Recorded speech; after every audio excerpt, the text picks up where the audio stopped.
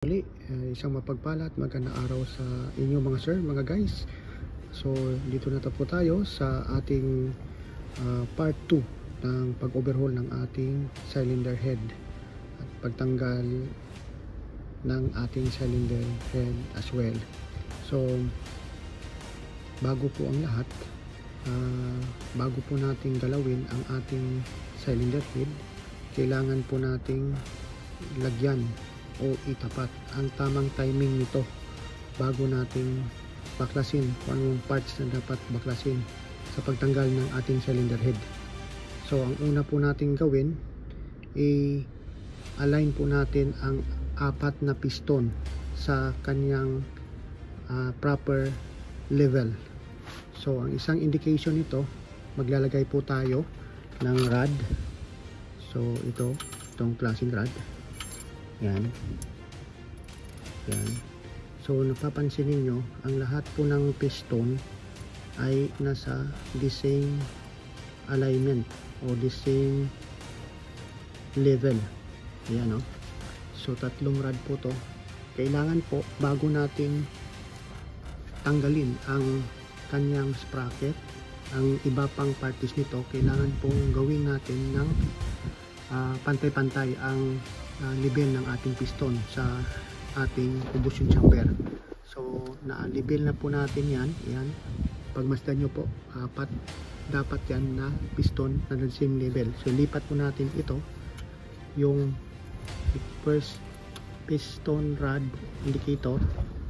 Yan, pantay din po yan. Pag nakikita nyo pantay, so kailangan pantay po yan.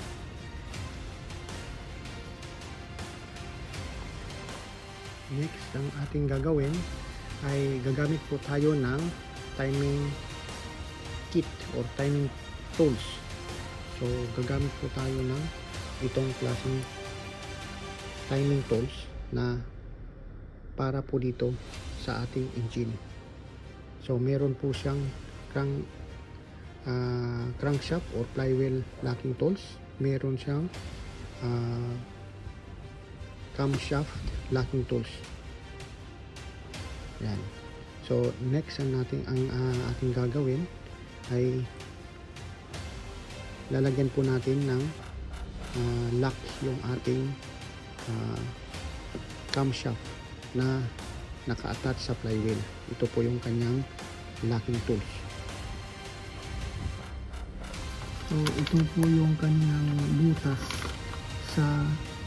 ito po ang kanyang butas sa kanyang flywheel na naka-attach sa crankshaft. So kailangan lagyan natin to ng locking tools. Yan. Hindi lang makita pero ito po yung kanyang butas. So ito po yung kanyang locking tools. Kailangan po makapasok to ng bahagya doon sa butas. So ilalagay na po natin.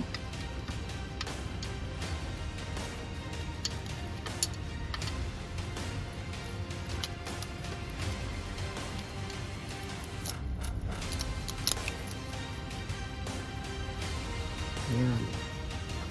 Ayan, kung nakikita nyo po, lock na po ang ating flywheel o ang ating crankshaft. Ayan po sa ating flywheel. Ayan. So yan na po yung ating locking tools. So nakalock na po siya. Yan mga sir, take note po, yung distansya ng ating lock ay hindi po dapat siya nakabaon ng gusto. Nakalabas po ng bahagya. Yan po yung kanyang locking tools. So check na po natin kung hindi na po iikot ang ating crankshaft. Yan po yung ating crankshaft. Iikot na po natin. Yan. Mahirap na po ikutin yung kanyang crankshaft. Yan, matigas na po. Yan. Sobrang tigas na. So, yan ang indication na nakalock na po ang ating crankshaft. Hindi na po natin siyang maikot. So, yan po ang dapat nating siguraduhin na nakalock ang ating crankshaft.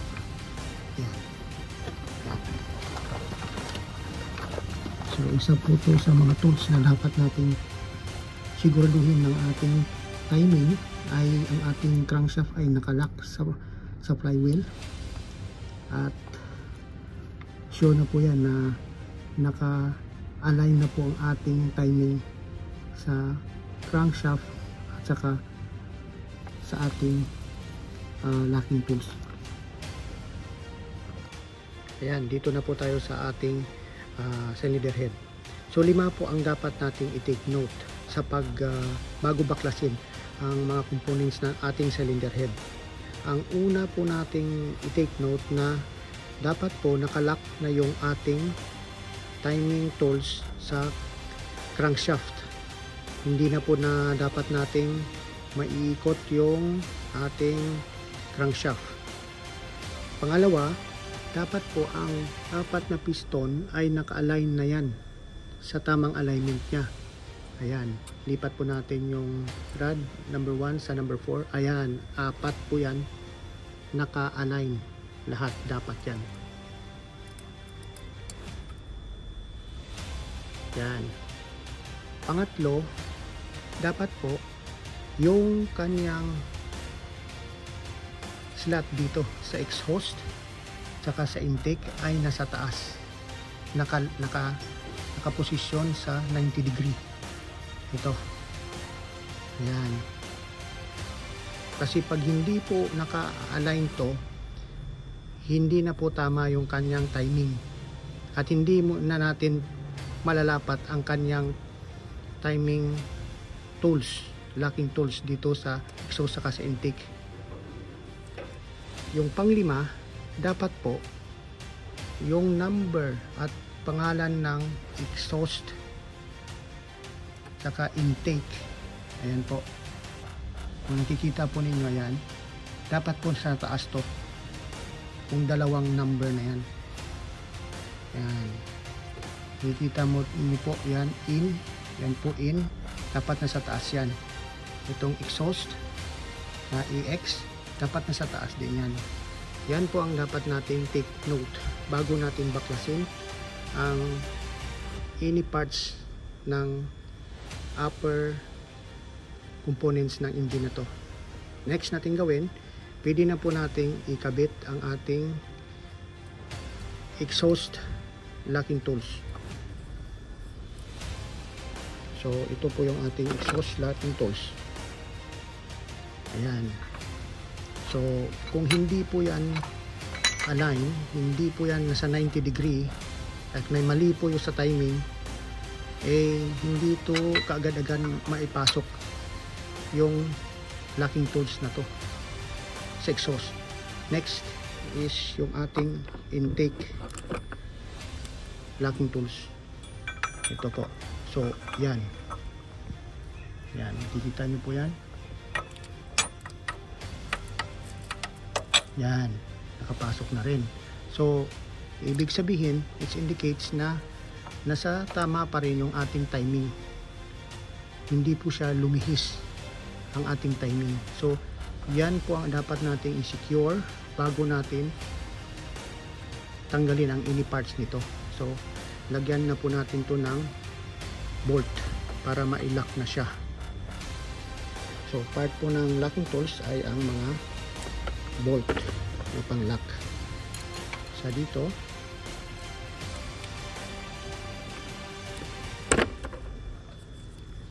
dun sa dulo, yun dito po, yan, nasa kanto po siya.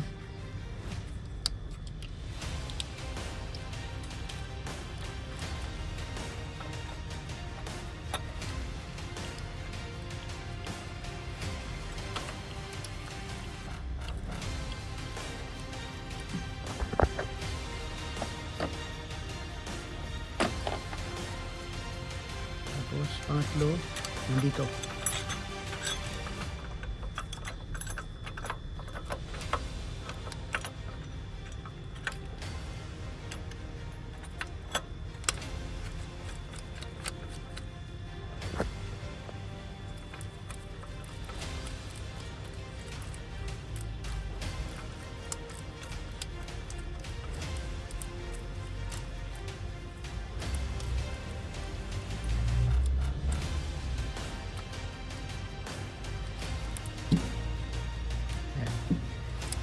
palitan na lang po natin yung mga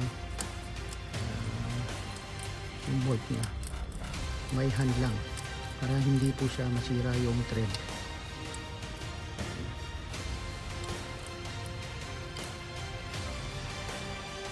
Ayan, nalock na natin ng tuluyan ang ating timing tools. So again, review po natin uli.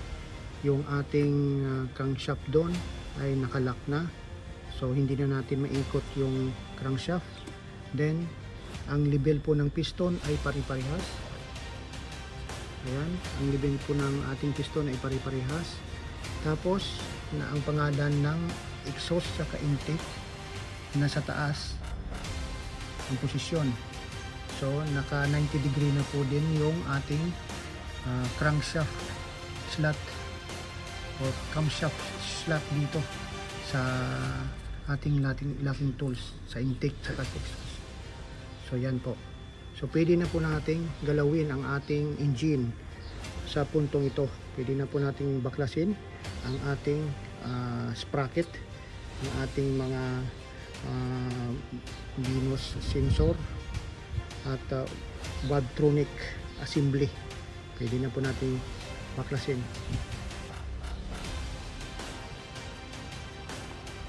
Ayan guys, sana po nakapag-share tayo ng kalaman sa araw na to.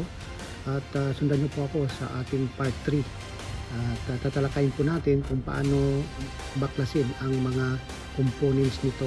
Paano po natin baklasin ang sprocket, Venus sprocket, ang kanyang Venus sensor, ang kanyang Valvetronic motor, at ang buong cylinder. Sa kanyang matanggal din po natin ang kanyang timing chain. So hanggang sa muli po, at salamat po sa inyong panonood. God bless. Bye bye.